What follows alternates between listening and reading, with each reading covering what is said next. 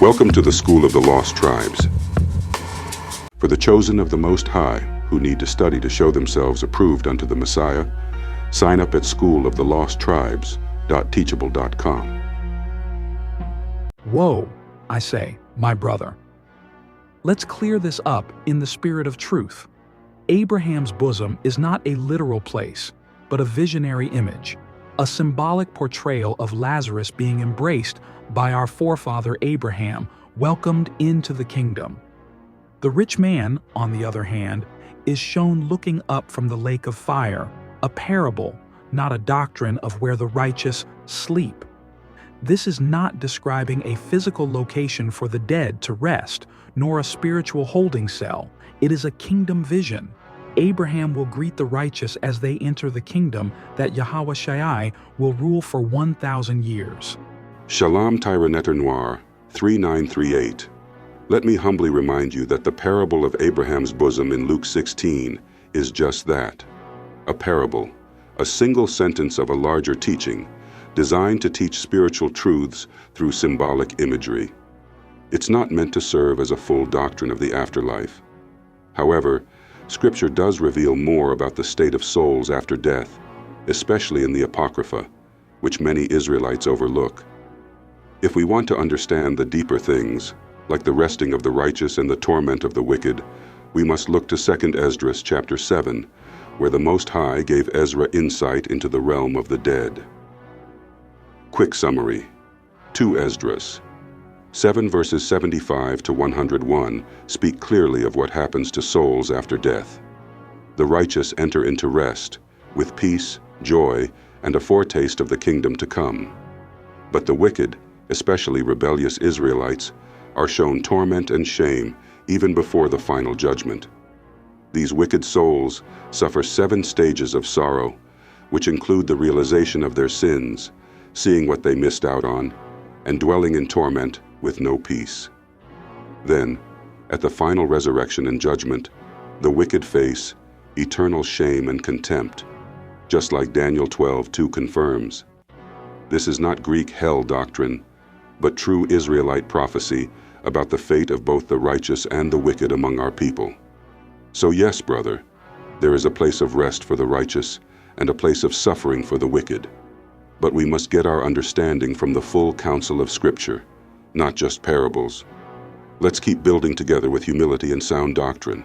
There was a certain rich man, which was clothed in purple and fine linen, and fared sumptuously every day. This rich man represents the Judean religious elite, particularly the Pharisees, who were spiritually rich in the law and covenant promises but showed no mercy. The color purple and fine linen points to priesthood and status, Exodus 28:5. This is not about literal wealth, but status and authority among Israel. And there was a certain beggar named Lazarus, which was laid at his gate, full of sores, and desiring to be fed with the crumbs which fell from the rich man's table. Lazarus symbolizes the scattered, afflicted Israelites, particularly the northern kingdom, the outcasts, the poor in spirit. They were neglected by the Judean elite and cast aside spiritually. His sores reflect his unclean condition under the law. And it came to pass that the beggar died and was carried by the angels into Abraham's bosom.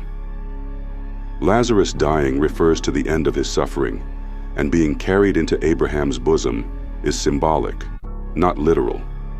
This shows his restoration to covenant favor, not that his soul went to a waiting room in heaven. Abraham's bosom is a figure for being welcomed into the kingdom and promises. And in hell he lift up his eyes, being in torments.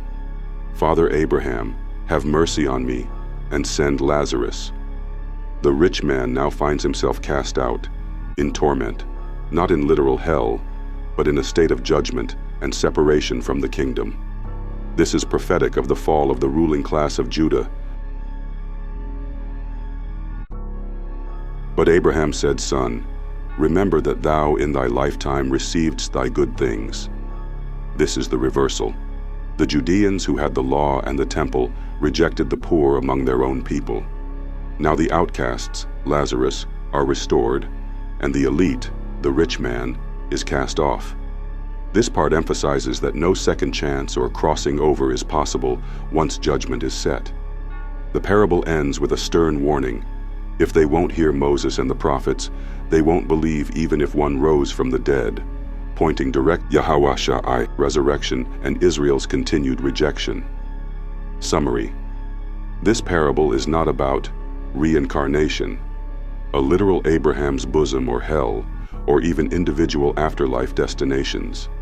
It's about the covenant shift in Israel, the judgment of the Judean elite, the restoration of the outcast, Israelites, Lazarus, and a warning to those who reject the gospel of the kingdom.